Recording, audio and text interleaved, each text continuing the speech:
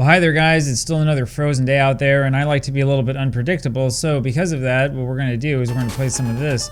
I'm going to make sure before I upload this to get the sound quiet enough so that it's at least somewhat bearable. But what we're playing here is, this is Blades of Steel on the Game Boy. You may not have realized that this game even came out. I'm sure that there's probably a couple people out there that actually owned this. I didn't know that this game came out, and I owned a Game Boy back, it would have been 92, I think, that I got the Game Boy. So, what the heck? Let's just do this. Let's see how good or how bad we are. Let's just go for it and see what happens. So this is Blades of Steel, the portable edition. You would buy like a Game Boy if you didn't have one already. And you grab this game and then you'd get real excited because you could play it like on car trips and stuff like that. And yeah, I mean, the Game Boy was a fun system, but as you can see here with this game shaking all over the place, like this would be a pretty difficult game to want to play on the go. So that was pretty cool. And we're down 1-0 already, just like that. And we've only had a couple of seconds go by in the first period. So one of the things we're gonna have to like watch out for is how quickly that clock goes.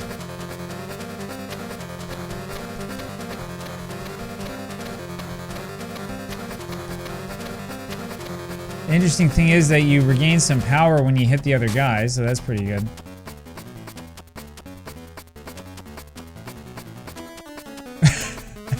What, so like their entire team's gonna run over into my goalie? That's the plan?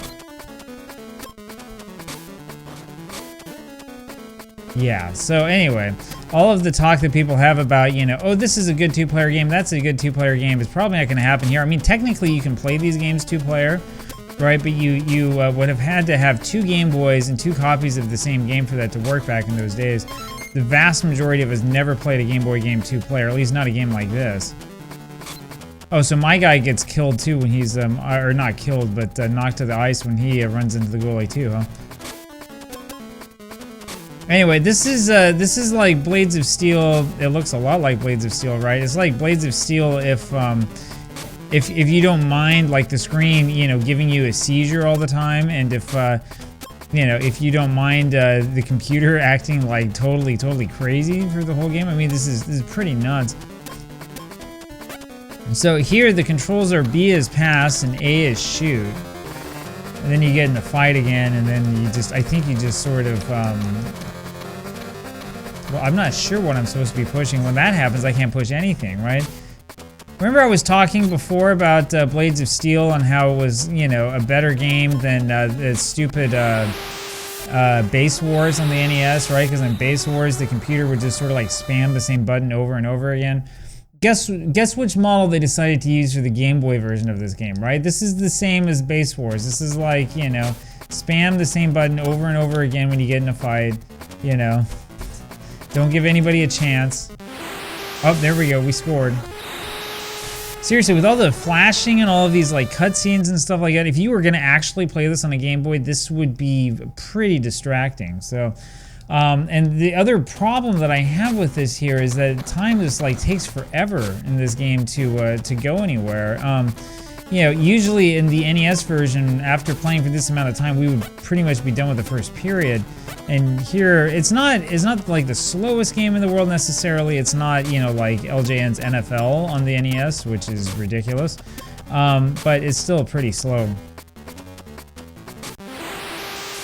Oh, okay, he can knock it in on the other side of me, even though I'm standing right there.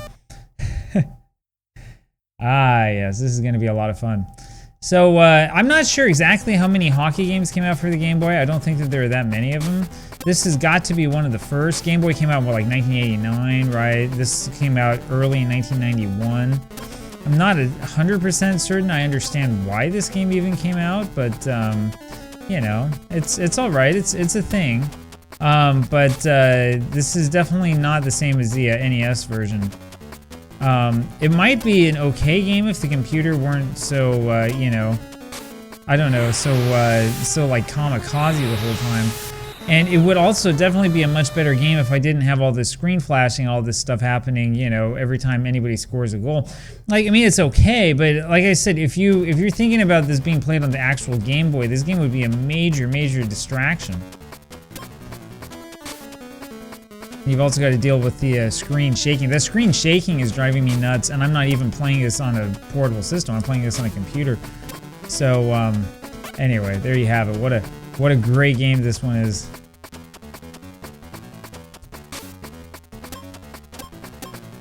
So at least, you know, the NES version had like those voice samples. Here, they really didn't even try it. They just sort of did what they did with this game.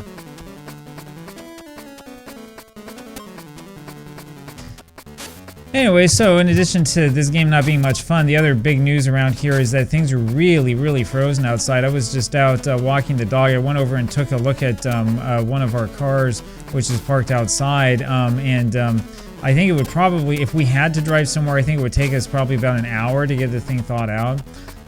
So it's pretty remarkable. We're not supposed to have above freezing temperatures for like at least the rest of the week. So we'll see how long this lasts. We'll see if we're able to like get anywhere. I haven't really seen very many like normal cars on the road out here like at all. I think every single normal place of employment at least has all right, there we go. I think every normal place of employment has given everybody like the day off. There we go. We're done with the first period now. We're doing okay. So you know, not a whole lot of people out on the streets, which I suppose is a good thing. They have cleared off the snow and the ice in front of us, at least to a certain extent. I think I mentioned, I think it was on this channel I mentioned before that we have a school that's over sort of to the side of us. This is about 2-3 houses down. An elementary school finally has its parking lot cleared out. So they were able in the end to get stuff cleared away. But I mean, these poor guys had to work really hard. And they were also working literally all night doing it. I mean, I've been awakened now here at like midnight multiple times by just the sound of these big old, you know, I guess bulldozers or whatever they're using for snow plows, you know, going around cleaning up the snow and scraping off the ice and all that stuff. Hey, at least that time I got a couple of punches in. So for that goal, I'm not sure where I was supposed to station the goalie. I thought that I had that saved, and apparently that one went like right through me or something. I don't get it. I don't know. Maybe we can go back and watch the film, and we'll see that it was clearly a goal, but it didn't look much like a goal to me. But again, the thing that's just driving me nuts about this is that the screen just keeps shaking. It shakes and shakes and shakes, which is kind of a weird thing.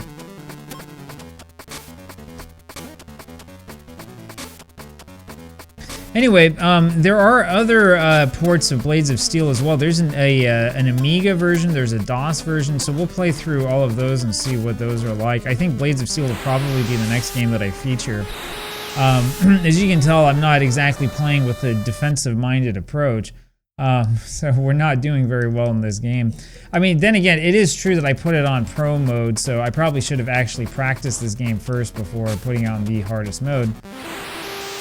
And the goalie is like he's incapable of moving. He's so slow. Ah, yes, so 7-1, what fun. And we still have over a period and a half left of this, great. But yeah, we'll play probably the DOS version and the Amiga version of this game. My guess is that we'll probably talk about this series for the next video game focused video that I do. That way we're not just doing the NHL series on, you know, the EA series and stuff like that. We can look at different games as well. Yeah, this though is almost certainly, I mean, we'll see what like the Amiga version's like. I'm not sure how much confidence I have in that, but I'm pretty sure that this Game Boy version is going to end up being the worst of the bunch. It's going to be really hard for them to come up with a game that's, you know, worse than this. This is pretty bad. And, you know, part of the problem, I suppose, is because the Game Boy was still a new system, but it wasn't that new in 1991. I mean, you have to remember, so I got my Game Boy, it was probably Christmas '92, I think. it was right after Mario Land 2 came out. So if you look at that game and then you look at this game, you're like, wow, what happened? You know? I mean, it's clearly the same system. It's clearly the Game Boy, right? But, like, I mean, just the capabilities of this game just feel so much less than, you know, Mario Land games. That time I think I got out of the way of the puck, so maybe I was scared of it or something, I don't know. Anyway, this is going to be one of those videos, I'll tell you.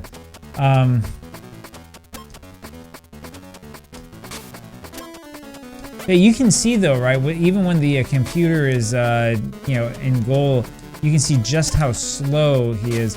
So one of the keys that EA made with the NHL series is that it made it so that the goalie is actually controlled by the computer, as opposed to forcing you to control the goalie and, you know, one of your guys at the same time. Which really makes a difference, right? Because if you have your hands free, you can actually play defense instead of, you know, having to focus the whole time on positioning your goalie and who cares where anybody else is and all this stuff, right? As soon as I get on the screen, I'm like, oh geez, now I have to actually try. Otherwise, the guy's gonna knock it in the back corner like that, you know? The other problem with this game is a Game Boy specific problem, I think, but it's the fact that I'm having a real hard time seeing anything and like telling, okay, what is the puck? What is my guy's skate, you know? But again, the biggest problem is the fact that the screen keeps shaking. I feel like part of that is because the sprites are the size that they are. Now, again, I don't know much. I haven't, you know, ever programmed anything for any of these systems. I do know, though, that there was a period of time where these companies were fascinated with making games that had like really, really big sprites all over the place.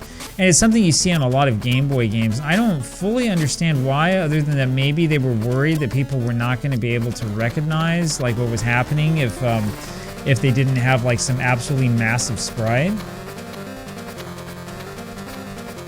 I can't even tell which guy I am, so I'm assuming I am. I'm the one who just got knocked to the ground.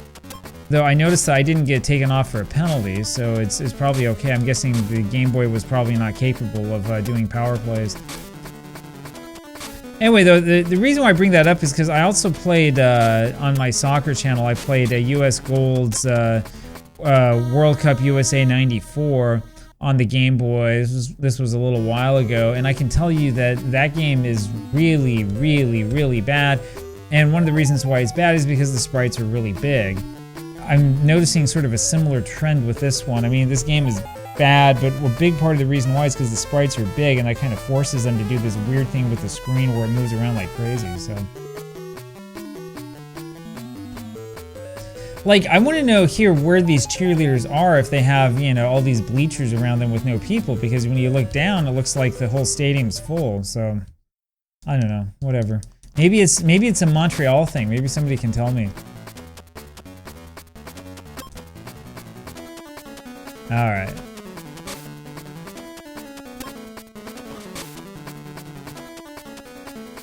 So for this version of the game, I'm not entirely sure what strategy I'm supposed to be utilizing. I'm kind of just like hoping that I get the puck down the ice and then sort of taking wild shots. I'm not sure, like, am I supposed to be waiting for something to happen? Am I, you know, is there any like rhyme or reason to this game? Because to me at least, it feels just like I'm just sort of, you know, doing whatever I can to prevent a goal from being scored, and that's basically it. I'm not sure like what I can do. It seems like every shot that I take ends up going straight to their goalie anyway.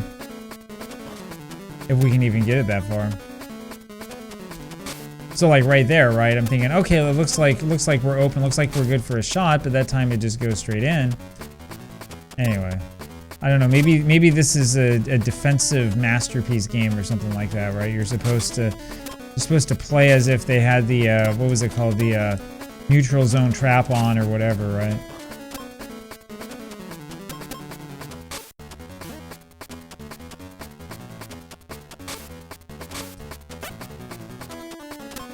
Anyway, apparently the computer is also incapable of utilizing any sort of actual strategy if it's just sort of like shooting the puck at random. Alright, there we go.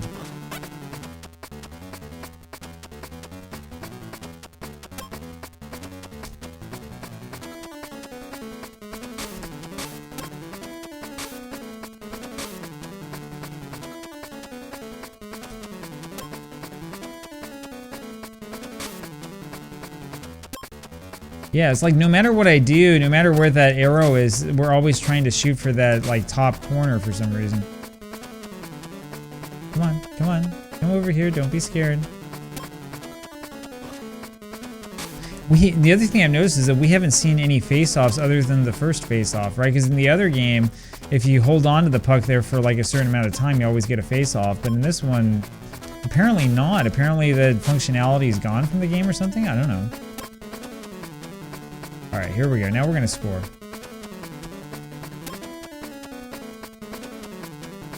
Jeez.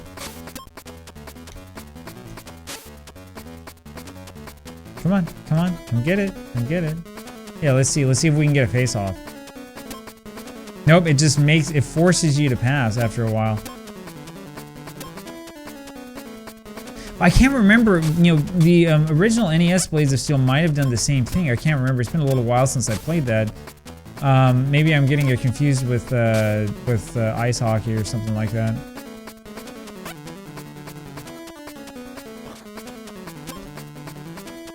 Anyway, there are some things that are pretty good. You know, the fights are like okay.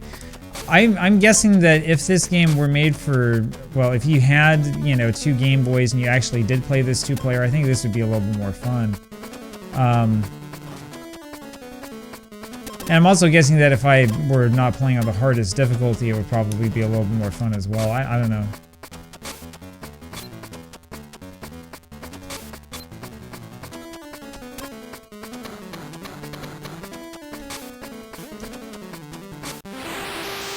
Well, so much for that.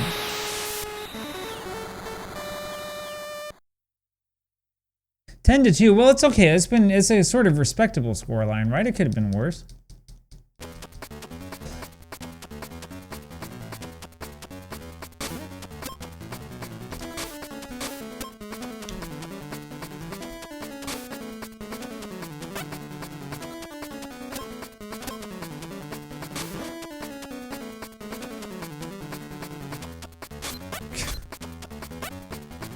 Okay, oh, there's the guy I'm controlling. Yeah, so it's interesting because even when I'm playing this on a computer with an emulator and not on, you know, the actual original Game Boy machine with, you know, the limited visibility and all that stuff, I still can't tell who I'm controlling. I still can't tell what's going on. So, yeah, this is an interesting idea maybe, but not really that well done.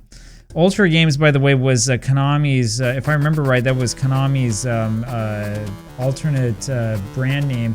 The reason why they did that is because Nintendo wanted to make sure that that companies could only make so many games for Nintendo seasons per year, and so like Konami came out with this like alternate brand and stuff like that, and that's where a lot of the sort of B-level games went out for. So anyway, there you have it. That's Blades of Steel for the Game Boy. I don't recommend playing this. This game is a headache, and I'm probably going to need to go lie down for a while. So I'll talk with you again tomorrow.